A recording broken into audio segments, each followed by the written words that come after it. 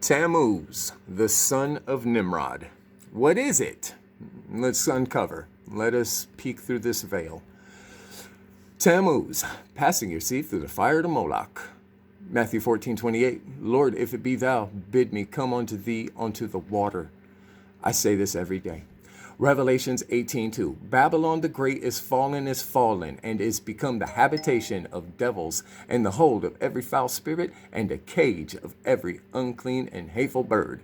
I made a quick reference regarding Moses' wife in my video, Giants in the Earth, the Locusts. Nimrod, and we'll uncover that a bit more in this video. So, Nimrod and the Nephilim. Ezekiel 31:6. All the fowls of heaven made their nests in his boughs. That's your Jude 1:16 reference. And under his branches did all the beasts of the field bring forth their young, and under his shadow dwelt all great nations. Jude 1:16. These are murmurers, fiery serpents, Apollyon, complainers, walking after their own lust, and their mouth speaketh great swelling words, having men's persons in admiration because of advantage. That is your Nimrod. All right, for the ways of Christ, think Matthew 13:32, which indeed is the least of all seeds, but when it is grown, it is the greatest among the herbs, and becometh a tree, so that the birds of the air come and lodge in the branches thereof. And in Ezekiel 17:23, and in the mountains of the height of Israel will I plant it, and it shall bring forth boughs and bear fruit, and be a goodly cedar, and under it shall dwell all fowl of every wing, in the shadow of the branches therefore shall they dwell. This bird concept and what's occurring in the place of strife and contention is very important to understand Moses' wife. We'll get into that.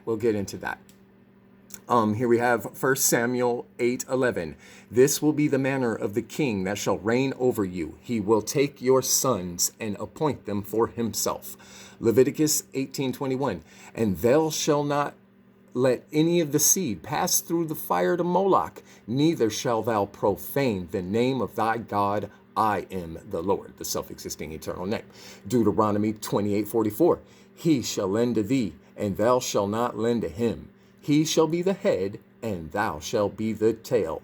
Revelations 12:13. And when the dragon saw that he was cast into the earth, written in the earth, he persecuted the woman which brought forth the man-child. Revelations 12:4. And his tail, once again, Deuteronomy 28:44. Thou shalt be the tail. Drew the third part of the stars of heaven, and did cast them to the earth. And the dragon, Nimrod, the state, the ways of Cain, mystery religions, Babylon, etc., etc., stood before the woman, which was ready to be delivered, for to devour her child as soon as it was born. Burnt sacrifice, passing her seed through the fire of Moloch. Revelations 18:11. And the merchants of the earth shall weep and mourn over her, Babylon, the whore that sits on the water, Cain's wife.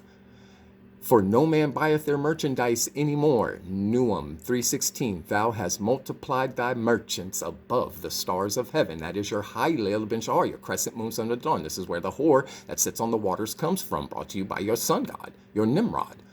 Or your present day Uncle Sam, Lady Liberty, however you want to look at it. Nothing new under the sun, same shit, different laxative.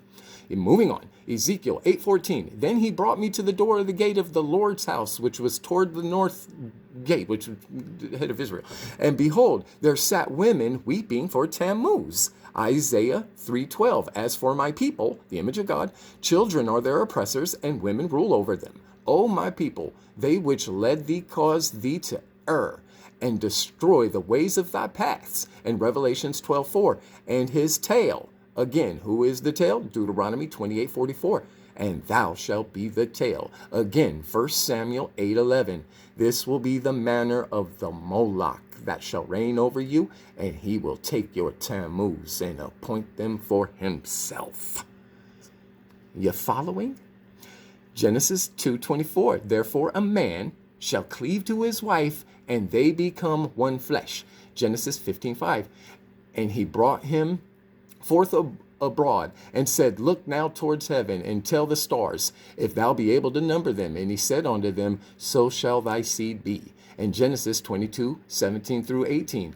That in blessing I will bless thee, and in multiplying I will multiply thy seed as the stars in heaven, and as the sand is which upon the seashore. And thy seed shall pass the gate of his enemies, and in thy seed shall all nations of the earth be blessed, because thou hast obeyed my voice.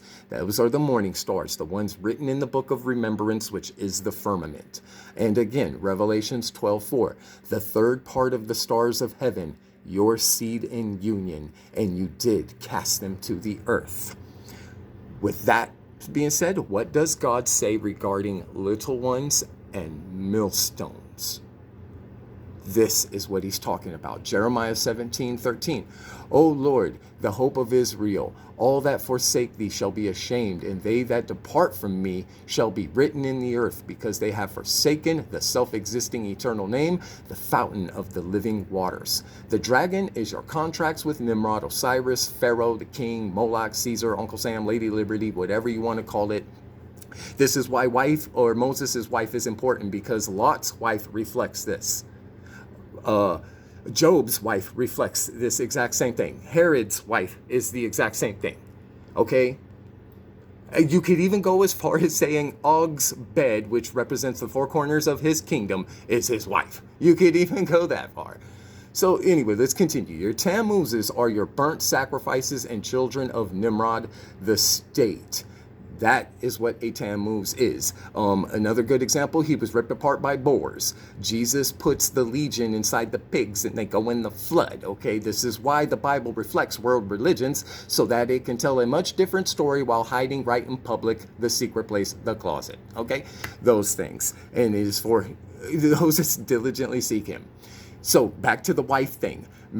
Matthew 19:8. He said unto them, Moses, because of the hardness of your hearts, suffered you to put away your wives, but from the beginning it was not so. And I say unto you, whoever shall put away his wife, except it be for fornication, and shall marry another, committeth adultery. And whoso marrieth her which is put away, doeth commit adultery. This is why the birds are important. This proves my wife concept, what I'm claiming in my biblical concepts. The wife of Moses is the body of Israel. And to understand why she is a Cushite and why there is so much strife and contention at the summit, which is your chief cornerstone at Mount Rock Horeb, between those that heard him who speaks to the rock and he who smited the rock, the argument between Michael and the Satan, is because she's a Cushite. And to understand that, watch my video, Is Jesus Black? And you will understand the concept of this Cush. The Ethiopians did not begot Nimrod. That is such a ridiculous concept. The Bible is telling a different story when it tells you the Cush begot Nimrod, because Nimrod is your great cedar, and the deep put him up on high, and his waters magnified him, which is the children of these birds resting their nests in his bow, because that's what his wife's name means. It means bird, and we just reviewed those verses. So that's the importance of that. That's why it's in relation to this Tammuz thing, okay? It's a burnt sacrifice. So let's get into Isaiah 9:6. For unto us a child is born, unto us a son is given, and the government, the dragon, the contract you made as the tail to the head, shall be upon his shoulders. And you put away your wife, and his name shall be called Wonderful Counselor, the Mighty God, the Everlasting Father, the Prince of Peace. Now, he's a deck. Told you from the beginning, be fruitful. Deuteronomy 28:13. And the Lord shall make thee the head, and not the tail.